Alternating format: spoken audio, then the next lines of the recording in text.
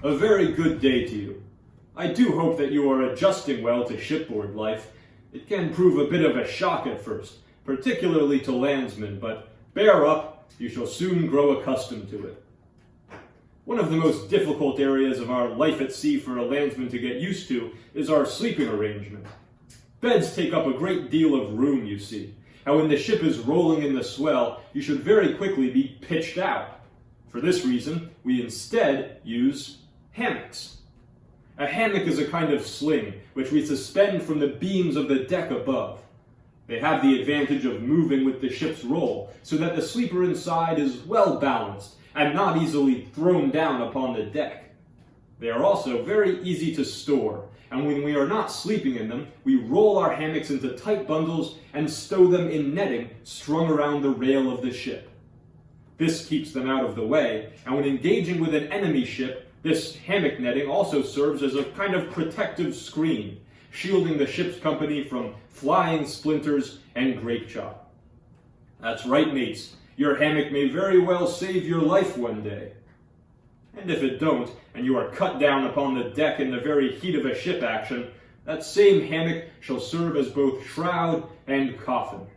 The sailmaker shall stitch you up inside with a pair of round shot at your feet, and, if the old stories are to be believed, the last stitch passed through your nose, both to make sure that you're good and dead, and to prevent your ghost from following the ship.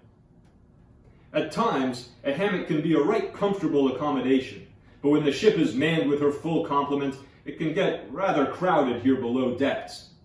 Here, you can see an illustration of the berth deck of Hms Bedford, a 74-gun frigate launched in 1775. The hammocks in red are for her marines, and those in blue are for the ship's sailors. Notice how almost all of the hammocks are slung fore and aft, so that they move with the roll of the ship and prevent the sleepers from falling out. Close quarters indeed. But to tell you a little bit more about our curious swinging beds, I shall refer to that most ingenious of all pelagic authors, Herman Melville. Melville wrote White Jacket in 1850 as a fictionalized account of his time in the U.S. Navy. Although he lived quite a bit after my own time, I am told he is a very talented wordsmith. Here is his chapter entitled, How They Sleep in a Man of War.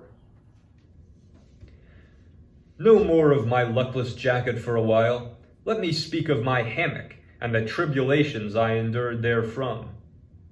Give me plenty of room to swing it in. Let me swing it between two date trees on an Arabian plain, or extend it diagonally from Moorish pillar to pillar in the open marble court of the Lions in Granada's Alhambra. Let me swing it on a high bluff of the Mississippi, one swing in the pure ether for every swing over the green grass, or let me oscillate in it beneath the cool dome of St. Peter's, or drop me in it as in a balloon from the zenith with the whole firmament to rock and expatiate in, and I would not exchange my coarse canvas hammock for the grand state bed, like a stately coach and four in which they tuck in a king when he passes a night at Blenheim Castle. When you have the requisite room, you always have spreaders in your hammock. That is, two horizontal sticks, one at each end, which serve to keep the sides apart and create a wide vacancy between, wherein you can turn over and over, lay on this side or that, on your back if you please, stretch out your legs. In short, take your ease in your hammock, for of all inns, your bed is the best. But when, with 500 other hammocks, yours is crowded and jammed in on all sides on a frigate berth deck, the third one from above, when spreaders are prohibited by an express edict from the captain's cabin, and every man about you is jealously watchful of the rights and privileges of his own proper hammock as stated by law and usage, then your hammock is a bastille and canvas jug, into which, or out of which, it is very hard to get, and where sleep is but a mockery and a name. 18 inches a man is all they allow you, 18 inches in width. In that you must swing. Dreadful! They give you more to swing than that at the gallows. During warm nights in the tropics, your hammock is as a stew pan where you stew and stew till you can almost hear yourself hiss. Vain are all stratagems to widen your accommodations. Let them catch you insinuating your boots or other articles in the head of your hammock, by way of a spreader. Near and far, the whole rank and file of the row to which you belong feel the encroachment in an instant, and are clamorous till the guilty one is found and his pallet brought back to its bearings. In platoons and squadrons they all lie on a level, their hammock clews crossing and recrossing in all directions so as to present one vast field bed, midway between the ceiling and the floor, which are about 5 feet asunder.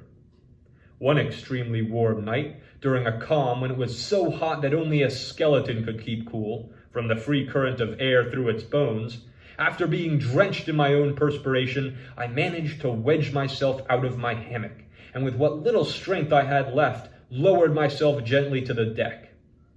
Let me see now, thought I, whether my ingenuity cannot devise some method whereby I can have room to breathe and sleep at the same time.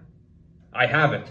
I will lower my hammock underneath all these others, and then, upon that separate and independent level at least, I shall have the whole berth deck to myself. Accordingly, I lowered away my pallet to the desired point, about 3 inches from the floor, and crawled into it again. But alas, this arrangement made such a sweeping semicircle of my hammock that while my head and feet were at par, the small of my back was settling down indefinitely. I felt as if some gigantic archer had hold of me for a bow. But there was another plan left. I triced up my hammock with all my strength so as to bring it wholly above the tier of pallets around me. This done, by a last effort, I hoisted myself into it, but alas, this was much worse than before.